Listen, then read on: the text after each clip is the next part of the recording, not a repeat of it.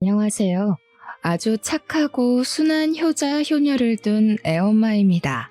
지금 이 자리에서 저는 단순히 내 새끼들 자랑이나 하고자 온 것이 아니고 예비 시모 입장으로서 글을 쓰게 되었다는 점 미리 알려드립니다. 사실 가족이라고 다 잘 살고 화목한 건 아니지 않습니까? 부부가 화합이 잘 되어도 자식 낳고 망하는 가족들도 있고 자식들이 천사 같은데 오히려 부모들이 못나서 인생 나락으로 가기도 하잖아요. 그렇게 어쩔 수 없는 불행 때문에 가족이란 울타리가 매 순간 지옥인 사람들과 달리 저희 집안은 늘 화목하고 정이 가득한 곳이었습니다. 적어도 예비 며느리를 만나기 전까지는요. 자녀들이 내 마음 같지 않게 엉뚱한 길로 셀 수도 있다고 보는데 그건 온전히 자녀들이 겪기도 해봐야 할 가시밭길이라고 생각을 해요. 하지만 그 가시밭길 때문에 다른 가족원들에게 피해가 간다면 그건 잘못된 길이라고 판단하고 싶습니다. 제겐 겨우 얻은 예비 며느리가 있는데요. 남의 집 귀한 딸 데려와 함부로 할 생각은 추호도 없던 저는 예비 며느리 소식을 들었을 때 그저 기쁘기만 했습니다. 그런데 그게 제 인생 최대의 고민이 될 줄은 몰랐네요. 전 나름 죄 안 짓고 성실하게 살아왔다고 생각했는데 왜 제게 며느리 복은 주어지지 않은 건지 지나고 보니까 좀 속상하더라고요. 집에 새 식구 하나 들어올 뻔했다는 것만으로도 그저 효자이기만 하던 제 아들이 그렇게나 악의적으로 변할 수 있다는 건 제가 정말 지금 생각해도 아직 가슴 떨리고 무서운 일이에요. 저는 섬에 사는 사람인데요. 남편과 거제에서 살다가 사랑스러운 우리 연년생 자식들을 낳고 섬에 들어가게 되었습니다. 사실상 직장을 옮긴 남편을 따라 섬으로 들어가게 된 거였죠. 남편이 어장 일을 했기 때문에 거제에서 이를 친구 소개로 육지도라는 섬을 알게 되어 직장을 옮기게 된 거였습니다. 육지도에는 학교가 중학교까지밖에 없어요. 그래서 저는 중학생 때까지 육지에서 키우다가 고등학교 때부턴 객지로 보내 애들을 자취시켰습니다. 섬에서 좋은 것만 먹고 좋은 것만 보고 살았는지 우리 애들은 군말 없이 효자 효녀로 잘 자라주었어요. 사교육이 어려운 육지라는 지역에서 겨우 교회에 아는 지인 딸에게 과외비를 주고 수학을 배우게 한 것 말고는 따로 공부를 시킨 것도 없는데 고맙게도 애들이 알아서 성적 관리까지 잘 하더라고요. 육지 학교 안에서 1, 2등을 하는 성적이었지만 사실 객지 친구들과 직접 겨뤄보지 않은 성적이기에 저랑 남편은 애들 공부 실력에 관해 큰 기대는 안 했어요. 그런데 이 기특한 애들이 고등학교를 가도 전교 5등 안에서 노는 겁니다. 그때도 신기하기만 했는데 고3이 되고 수시 입시를 지원할 때 딸 담임 선생님한테 전화가 오고 다음 해에 아들 담임 선생님한테 전화 왔을 때 알았어요. 우리 애들이 정말 잘하는 애들이구나 하고요. 저희 집의 경우 특이하게도 딸이 의대의 길을 가니 아들도 누나를 따라 의대를 가게 된 경우거든요. 저랑 남편은 우리 자식들이 둘 다 의사의 꿈을 가졌었다는 걸 지금 생각해도 놀라운 점이라고 보고 있어요. 그렇다고 저랑 남편이 강요한 건 절대 없었습니다. 둘이서 알아서 착실하게 자기 살 길을 이룬 애들이 얼마나 자랑스러운지 몰라요. 애들 덕분에 졸지에 우리는 섬에서 자식 농사 잘한 집안으로 소문이 나기도 했었답니다. 동네 사람들이 우리더러 애들이 알아서 잘 커주니 참 걱정 없겠다며 많이 부러워했는데요. 사실 자식 둔 부모들은 다 알 거라고 생각해요. 내 자식 내가 눈 감기 전까지 걱정하고 마음 졸이는 게 부모 마음이지 않겠습니까?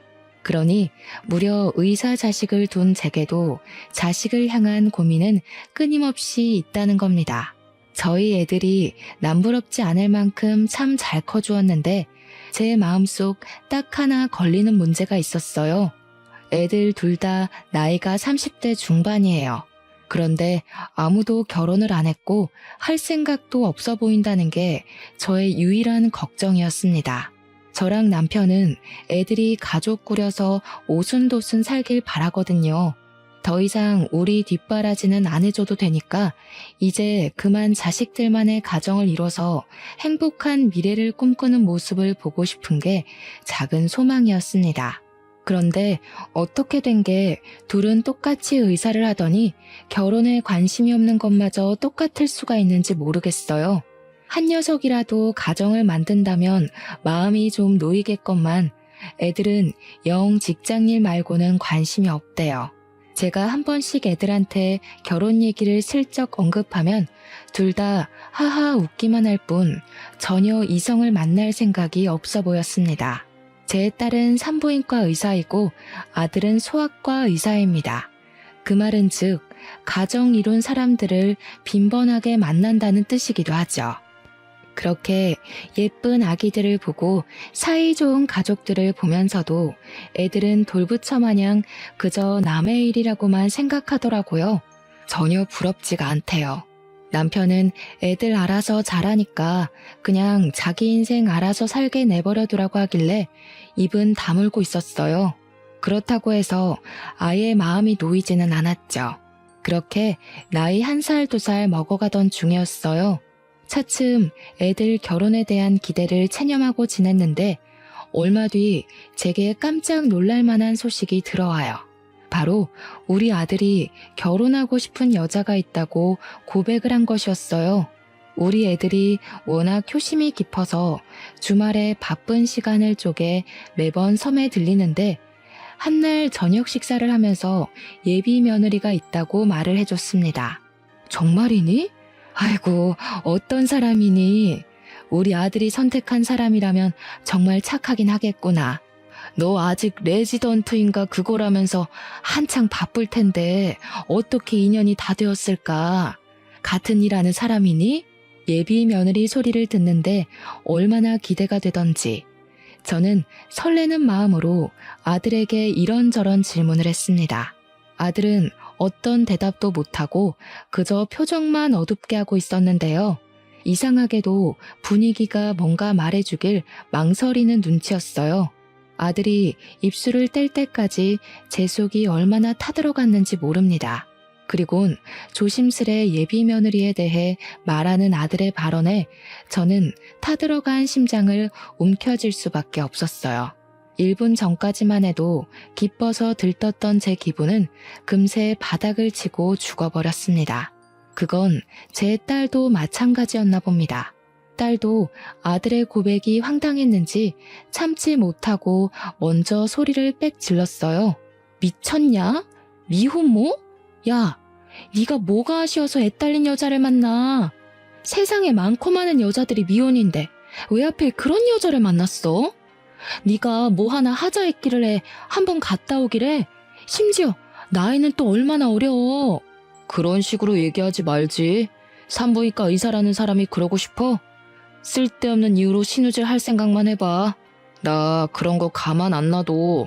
아무리 누나라고 해도 내 와이프 될 사람이 먼저야. 듣자 하니 아들은 다름 아닌 애가 하나 있는 아가씨를 좋아하고 있었습니다. 아들 행동을 보면 이미 아들과 예비 며느리는 마음이 깊어진 사이처럼 보였어요. 딸의 만류에 아들이 처음 보여주는 모습으로 화를 내는데 그날 아들이 다른 사람인 줄 알았습니다. 남편은 착잡한 마음을 애써 감추면서 그저 아들의 입장을 이해하려 했지만 저랑 딸은 단번에 인정하기가 어려워서 절대 아들 결혼 허락 못한다고 주장을 했어요. 내가 분명 말했다. 그 결혼 절대 안 돼. 너 그 결혼하는 순간 인생 쪽나. 네가 의사 준비한다고 얼마나 개고생을 했냐? 아니면 너 개인 병원 차릴 때까지 좀 더 기간을 두고 만나보다가 결정하던지 뭐하러 급하게 진행해? 그래, 네 누나 말이 맞다. 왜 하필 그런 어려운 길을 가려고 해? 결혼도 이 사람 저 사람 몇 번 겪어보고 잘 맞는 사람이랑 해야지. 이건 너무 섣부르다 아들아. 아이씨, 왜 엄마랑 누나가 난리야. 언제는 나더러 결혼 좀 하라며. 그래서 하겠다고. 근데 왜 갑자기 결혼한다니까 또 난리야? 내 결혼이야. 똑똑히 말하는데 이 결혼 막으면 나 다신 이 집 안 들어와. 다들 나랑 평생 연 끊고 싶으면 알아서들 해. 아들은 우리가 예비 며느리 얘기를 들으면 당연히 반대할 거란 걸 이미 알고 있는 눈치였습니다. 그러니까 처음부터 더 완강하게 자기 의견을 피력하며 우리가 찍소리도 못할 정도로 무섭게 몰아붙였겠죠. 아들의 횡포는 날이 갈수록 더해졌어요. 저랑 남편이 예비 며느리에 대해 슬쩍 한 소리 얹기만 하려고 해도 이빨을 드러내며 패륜적인 행동을 서슴지 않았습니다. 아들이 솔직히 때리지만 않았지 사실상 눈빛으로 저랑 남편의 목을 조른 거나 마찬가지인 태도를 보였어요. 속상했습니다. 내 아들에게 저런 면모가 있는 줄도 몰랐고 도대체 예비 며느리가 어떤 아가씨길래 우리 아들이 저렇게까지 푹 빠졌나 한편으론 궁금하기도 했어요. 그래서 한날 정말 용기 내어 아들에게 전화를 걸었습니다. 아들이 제 전화를 무시하지 않은 것만으로도 당시에는 감사해야 될 지경까지 간 상태였습니다. 그럼에도 아들의 전화 받은 목소리에는 저항기가 많이 있더군요. 저는 최대한 아들 심기를 안 건드리면서 예비 며느리가 어떤 사람인지 좀 들려달라고 했습니다. 제가 결혼을 허락하겠다고 하니까 그제야 아들이 술술 얘기해 주더라고요. 알고 보니 예비 며느리는 우리 아들과 같이 육지에서 자란 친구였고 중학교 동창이라고 합니다. 지난번 섬에 들어왔다가 아들이랑 예비 며느리가 우연히 마주쳤는데 그날 인연으로 반가워서 연락처를 주고받았고 섬 밖에서 몇 번 만났다가 사이가 깊어졌다고 했어요. 그랬구나. 엄마는 아들 동창이라고 해도 워낙 까마득해서 어떤 친구였는지 기억은 잘 안 나네. 뭐 네가 어련히 잘 봤겠지. 그래도 정말 각오 많이 해야 될 거야. 남의 애 키우는 게 쉬운 일이 아니잖니. 엄마, 나 소아과 의사야. 내가 그런 것도 생각 못 해봤겠어? 내가 남의 애를 다뤄도 수백 명을 다뤄. 애가 아직 어려서 내 자식처럼 키울 수 있을 것 같아. 그러니까 엄마도 응원 좀 해줬으면 좋겠어. 아들의 완고한 고집에 결국 저랑 남편은 아들의 앞날을 응원하기로 결정했습니다. 자식 이기는 부모 없다는 말은 괜한 말이 아니더라고요. 자식을 정말로 많이 사랑한다면 끝내 자식에게 백기를 들 수밖에 없도록 만들어진 게 부모의 존재이지 않습니까? 우리가 결혼을 허락하는 덕에 아들은 성질을 많이 죽였어요. 처음만큼은 아니지만 저희에게 예비 며느리를 소개해 주려고까지 했습니다. 꽤 경계를 푼 것이겠죠. 아들이 제대로 날짜를 잡아서 예비 며느리를 섬집으로 데려오기로 했어요. 그러면서 저한테 부탁하는 것이 하나 있었는데 좀 당황스럽더라고요. 그래도 엄연히 결혼 인사니까 저는 딸까지 있는 주말에 하면 좋겠다고 생각했는데 아들이 딸한테는 알리지 말라고 부탁을 하더라고요. 왜 그러냐고 물어봤더니 아들의 대답은 제게 생각지도 못한 충격을 안겨주었습니다. 옛날에 학교 다닐 때 누나가 혜영이 좀 괴롭히고 그랬대. 혜영이가 우리 누나 무섭다고 최대한 안 보고 싶다네. 그 얘기 듣는데 진짜 내가 다 쪽팔려서. 그래도 내가 한때 누나 존경했었거든? 이젠 누나란 사람이 제일 최악이야. 늘 목표를 이루고 사는 누나가 멋있다며 누나의 발자취를 따르던 게 우리 아들 마음이었습니다. 그랬던 아들이 예비 며느리란 존재가 나타나면서 낯선 사람이 되어가는 게 보였어요. 어쨌든 저도 학창시절 딸의 행적은 몰랐던 사실이었습니다. 우리 딸이 학교 생활을 착실히 하고 있다고만 생각했거든요. 그런데 제가 모르는 사이 그런 엄청난 일을 저질렀을 줄은 상상도 못했어요. 얼굴 못 본 예비 며느리에게 미안했고 딸에게 상황 설명이라도 듣고 싶었습니다. 하지만 당장은 결혼 인사가 먼저라고 생각해서 일단 아들 부탁대로 딸에겐 예비 며느리 만난다는 사실을 비밀로 했어요. 그리고 며칠 뒤 아들이 연차를 내고 평일 시간에 맞춰서 예비 며느리를 데려왔습니다. 예비 며느리의 첫인상은 참 얌전하고 조용해 보였어요. 참한 것이 아니라 뭐랄까, 나쁘게 말하면 좀 사람이 음침해 보인달까? 나름 어른 집에 온다고 신경 써서 머리를 묶었는데도 잔머리를 정리 안 해서 그런지 지저분해 보였고, 피부가 하얀 편인데 다크서클이 있어서 어딘가 우울하고 기운 빠져 보이는 상이었어요. 인상이라도 좋으면 어떻게든 예비 며느리를 고운 눈으로 봐주려고 했는데, 들어와서도 저랑 남편의 눈을 똑바로 못 쳐다보고 죄인처럼 바닥만 보고 있는 예비 며느리가 예뻐 보이진 않았습니다. 게다가 아들이랑 둘이 같이 들어오는데 아들 품에 예비 며느리 애로 보이는 아기가 안겨 있더라고요.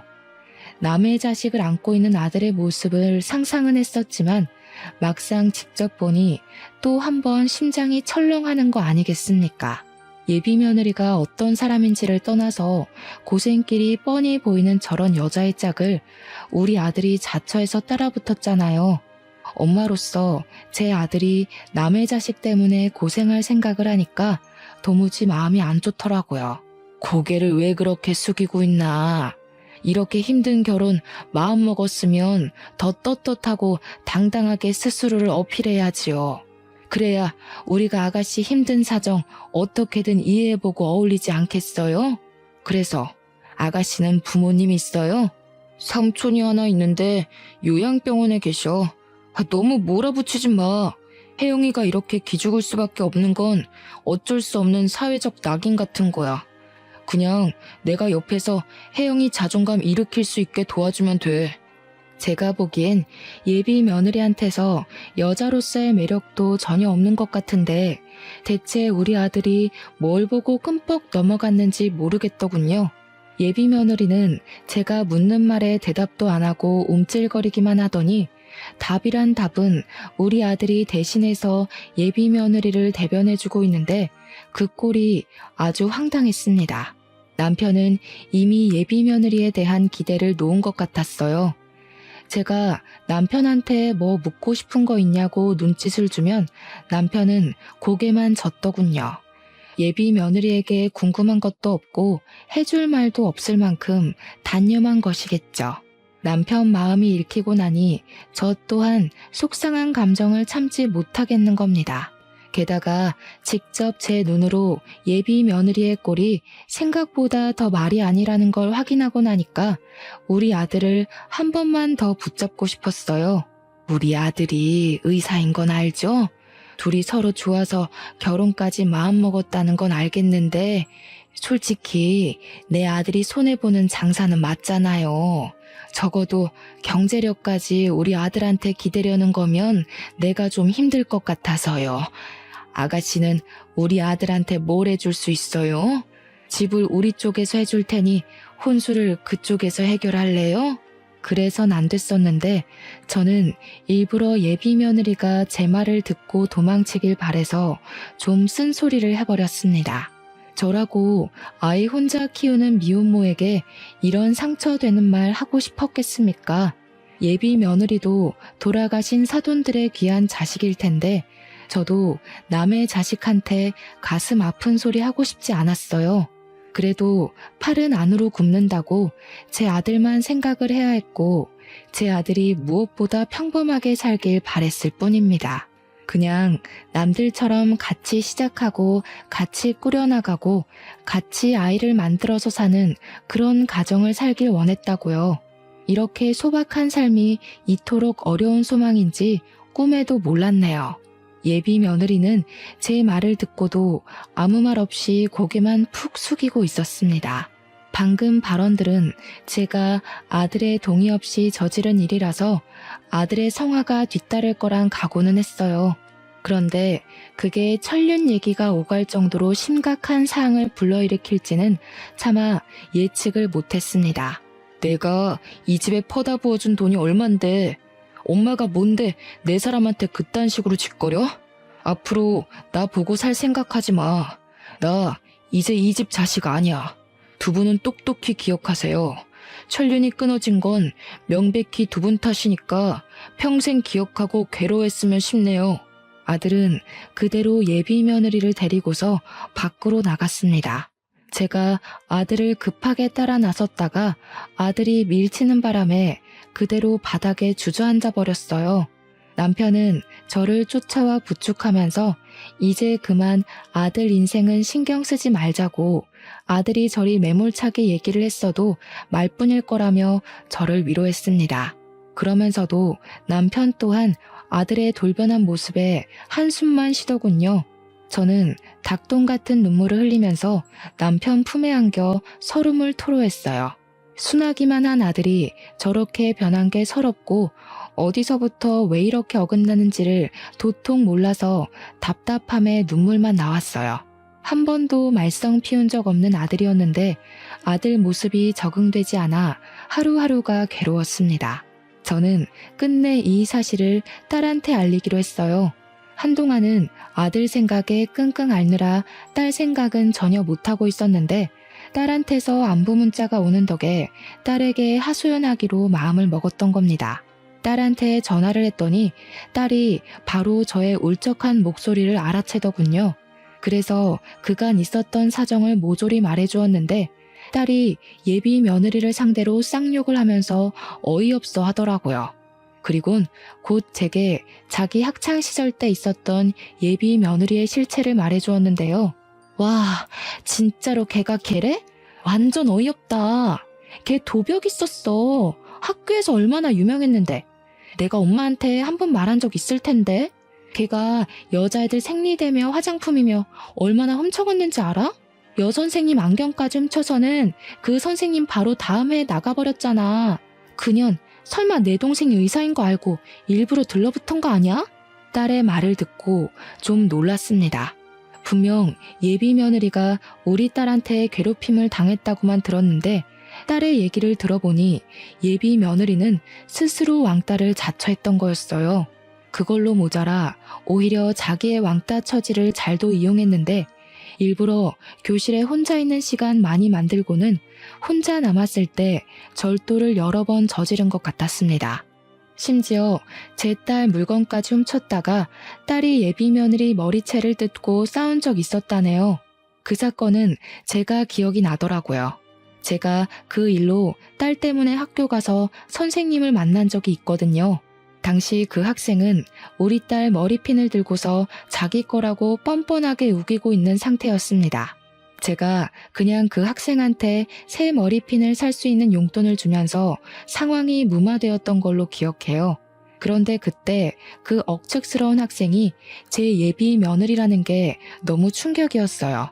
물론 도벽이란 거 과거일 뿐이고 철없는 시절 저질렀던 실수였을 수도 있죠. 하지만 그건 남의 일일 때나 너그럽게 이해해 줄 수 있는 거고요. 제 아들 배우자로 과거 도벽 이력이 있는 여자가 들어선다는 게 또 용납할 수가 없는 겁니다. 그래서 이 사실을 아들한테 알려주려고 잘할 줄 모르는 문자까지 이웃집 자식한테 배워서 장문의 글을 전송했습니다. 그랬더니 바로 아들에게서 쌍욕 문자가 날라오더군요. 자기는 이제 엄마 없다면서 연락하지 말라길래 저는 철렁 내려앉는 심장을 부여잡고 주저앉았습니다. 언젠가는 으스러질 길로 향하는 아들을 이대로 내버려둬야 하는 건지 어쩔 도리가 없어서 난생 처음으로 인생의 막막함을 느꼈어요. 남편은 여전히 어쩔 수 없는 일이라고 아들도 직접 지옥을 겪고 혼쭐 나봐야 된다며 내버려 두자고 했는데도 이게 아빠 마음과 엄마 마음은 또 다르거든요. 남편은 자기 자식을 강하고 따끔하게 혼내서 올바른 길로 인도하고 싶겠지만 엄마인 저는 내 자식이 최대한 나쁜 길은 피해가도록 알려주고 싶은 마음이 컸어요. 그렇게 며칠간 소가리를 한 끝에 저는 결국 남편에게 한 가지 부탁을 했습니다. 바로 아들 있는 객지로 좀 나갔다 오자는 마지막 몸부림이었죠. 남편도 아들 내버려 두라면서 신경 안 쓰는 척해도 속은 그게 아닌가 보더라고요. 아들 인생이 나락으로 가고 있는 게 뻔히 보이니까 마음에 걸렸는지 제 제안을 흔쾌히 수긍했습니다. 저는 아들이 아닌 딸한테 물어 아들 자취방 주소를 얻었어요. 당시 아들이 제 연락을 일절 무시했거든요. 딸은 처음엔 저희가 아들 집에 찾아가는 걸 말렸습니다. 아들이 지금 눈깔 돌아서 부모도 모른다고 이대로 갑자기 찾아가면 무슨 폐륜을 저지를지 모른다는 얘기였어요. 하지만 저는 그 정도는 감당할 수 있다는 생각으로 아들 집을 찾아간 겁니다. 이대로 일이 잘못되면 영영 우리 아들을 보고 살 수 없을지도 모를 것이고 결국 돌아올 수 없는 강을 건넌 아들의 밑바닥까지 확인하는 꼴만 되겠죠. 최악의 최악까지 예측을 했고 마음을 계속 다스렸습니다. 아들이 저희를 영원히 안 보고 살지언정 저는 아들에게 마지막 경고를 때려야 될 것 같았어요. 딸도 할 일 마치고 아들 집으로 바로 출발하겠다고 하더라고요. 저는 이번에 진짜 마지막으로 아들을 붙잡아 보고 정말 안 되면 아들을 놓아주기로 결단 내리며 아들이 지내고 있는 부산 집을 찾아갔습니다. 문전박대 당할 각오를 하고 초인종을 눌렀더니 안에서 갑자기 쿵쾅대며 난리가 났더라고요. 한참이나 별다른 기척 없다가 뒤늦게 문이 확 열렸는데 우리 아들 집에서 나온 사람은 아들이 아닌 예비 며느리였습니다. 예비 며느리도 문 열기 전 인터폰으로 저를 확인 안 하고 문을 연 건지 깜짝 놀라더라고요. 놀란 건 저도 마찬가지였어요. 당연히 제 아들이 내다볼 줄 알았거든요. 어머님이 여긴 어쩐 일이세요? 오시는 거면 연락을 하셨어야죠. 오빠한테 연락하고 오신 거예요? 아닌데. 오늘 아침까지도 오빠한테서 별말 없었는데. 아들이 연락을 안 받으니 할 말이 있어도 할 수가 있어야죠. 그런데 아침이라니? 설마 둘이서 동거하는 건 아니죠? 예비 며느리는 그저 제 질문보다는 다른 곳에 신경을 두고 있는 듯 했습니다. 제 질문에 옳게 대답 못하고 동문서답하는 걸 보니 어딘가 모르게 뒤구린 징조가 느껴졌어요. 게다가 며느리의 편한 옷차림을 보니까 동거를 하고 있는 사실이 맞는 것 같더라고요. 저는 예비 며느리에게 더 묻지 않고 그냥 눈으로 보는 게 나을 것 같아서 제 앞을 막아서고 있는 예비 며느리를 밀어내고 안으로 들어갔습니다. 그리고 저는 거실에서 걸음을 세울 수밖에 없었죠. 예비 며느리가 왜 그렇게 정신 딴 데 팔린 사람처럼 행동했는지 그 이유가 눈앞에 서 있었기 때문이었어요. 들어갔더니 있어야 될 우리 아들은 없고 웬 백팩을 맨 아저씨가 하나 서 있더라고요. 저랑 남편이 예비 며느리한테 누구냐고 의심의 눈초리로 물었더니 예비 며느리가 당황하면서 삼촌이라고 하는 겁니다. 삼촌은 요양병원에 계신다고 하지 않았니? 왜 주인도 없는 집에 객식구가 들어와서 주인 행세를 하고 있는 건지 모르겠네. 아들도 아는 사실이야? 그럼요. 제가 오빠 허락도 안 받고 아무나 드렸을까 봐요. 그리고 저희 삼촌 크게 몸 안 좋은 거 아니라서 외출도 가능해요. 삼촌, 이제 그만 가봐. 나는 어머님 아버님 모셔야 돼서. 예비 며느리는 성급하게 그 아저씨를 쫓아내려고 했습니다. 저희가 예비 며느리의 적극적인 태도를 그날 처음 봤거든요. 당연히 말도 잘 못하고 사회성도 부족해 보였는데 그날 다시 만난 예비 며느리를 보니 과거에 제 딸과 머리채를 뜯고 싸웠다는 학생과 겹쳐 보이더라고요. 그 아저씨는 우리에게 슬쩍 인사만 하고 후다닥 신발장으로 뛰어갔어요. 그때 아저씨가 가방 지퍼를 덜 잠갔는지 가방 안에서 뭔가가 떨어졌는데요. 아무리 눈 씻고 봐도 우리 아들 시계랑 똑같은 거 아니겠어요? 저 시계는 아들이 의사 면허 땄을 때 제 남편이 고생했다고 사줬던 명품 시계였습니다.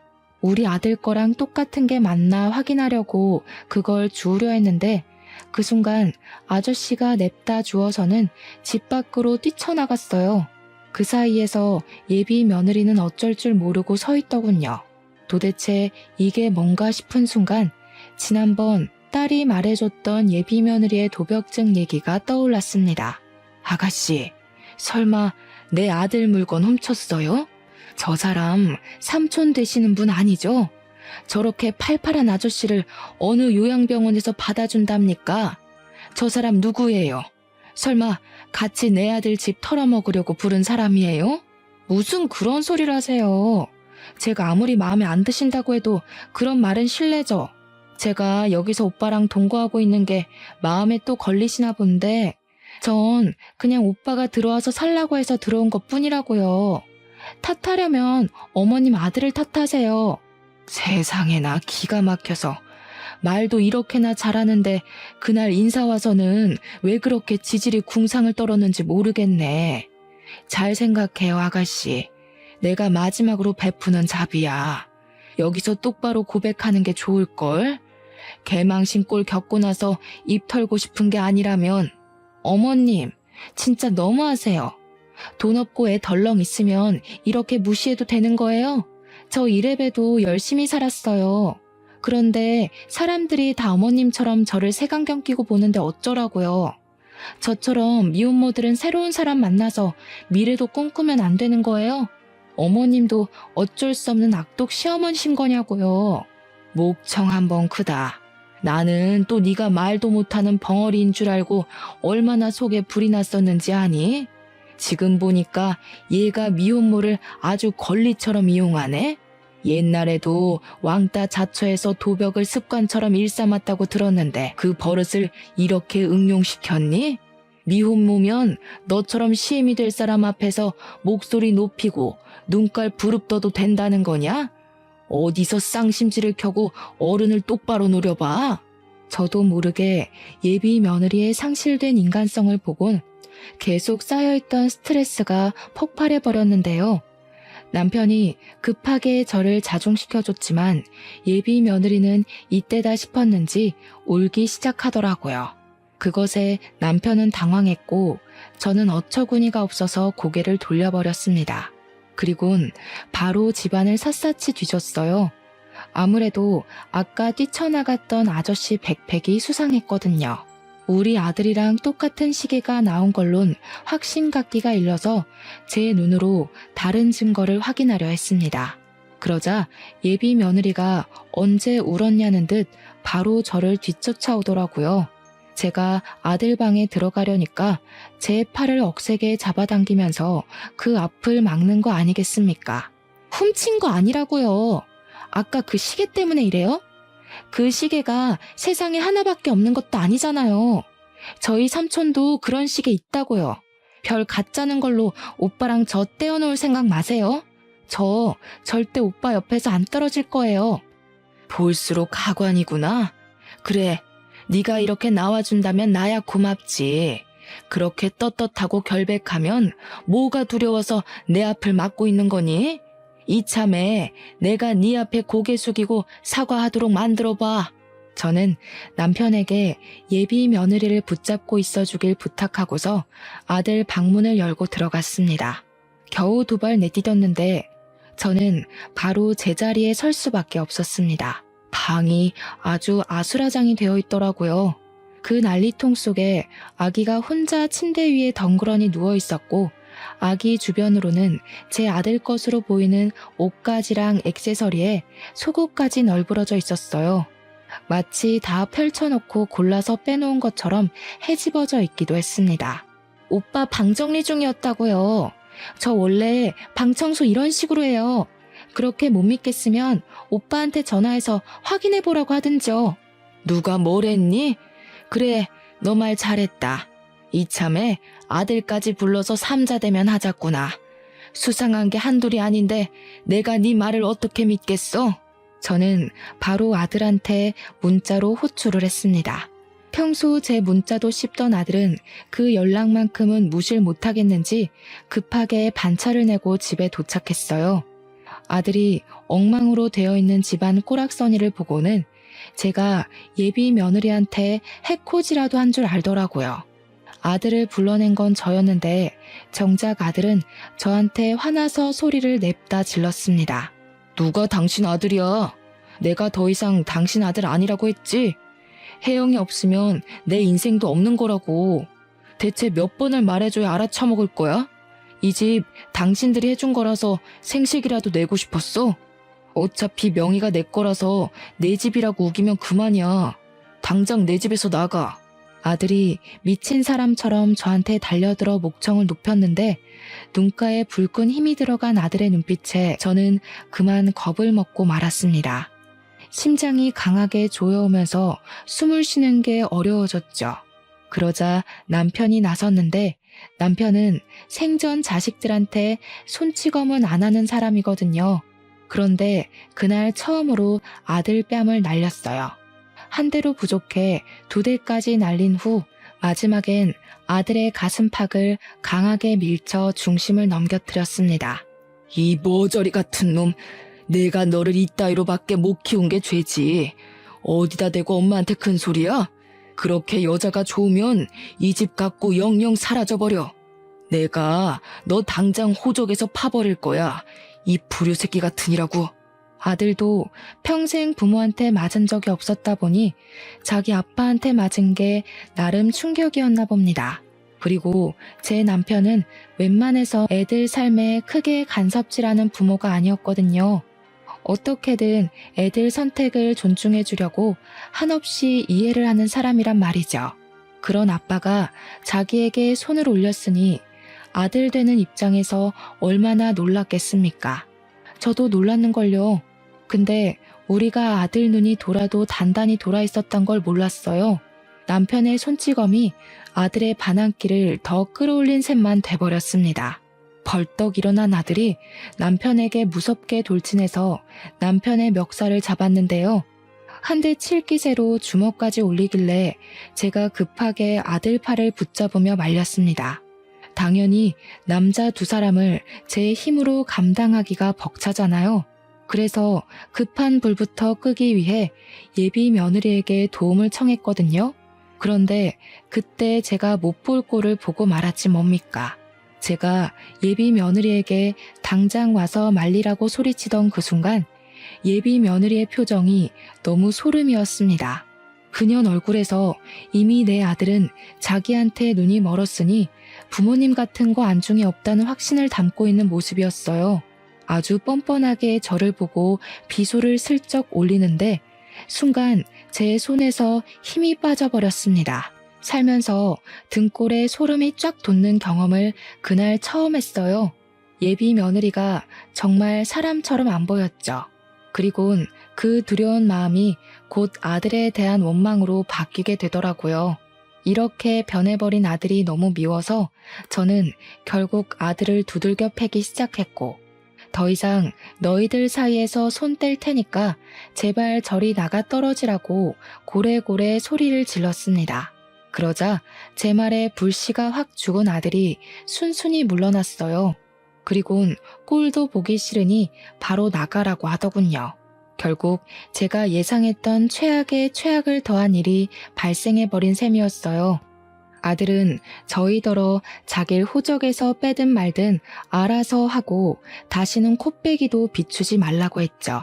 너무 속상했지만 우선 그날은 아들과의 대화는 틀렸다고 봤습니다.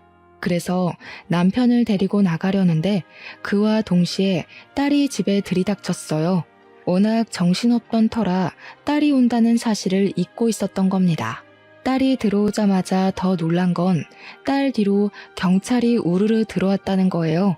딸이 예비 며느리에게 삿대질을 하자 경찰들이 예비 며느리를 붙잡았고 집주인인 아들에겐 참고인 조사를 위해 같이 가야 된다고 안내를 했죠. 그때 딸은 가만히 있지를 않고 이 도둑년 새끼야 하면서 예비 며느리한테 달려들어서는 가방에 넣어온 5kg짜리 소금을 꺼내 예비 며느리 머리통에 좌르륵 부었습니다. 경찰에게 수갑이 채워진 예비 며느리는 손도 쓰지 못하고 소금 범벅이 된 채 비명만 질렀어요. 이년이 옛날 버릇 남 못 주고 또 도벽증 도졌네? 옛날엔 내 머리핀을 네 거라고 우기더니 이제 내 동생을 네 거라고 우길 참이니? 사람이 배보다 배꼽이 큰 짓을 하면 이런 꼴이 나는 거야. 네 주제를 알아야지. 밑에 네 삼촌이라는 원조교제 애인 잡혀있거든? 내 동생 물건 다 뱉어내고 쳐 울고 있으니까 가서 나란히 부둥켜 안고 질질 짜라.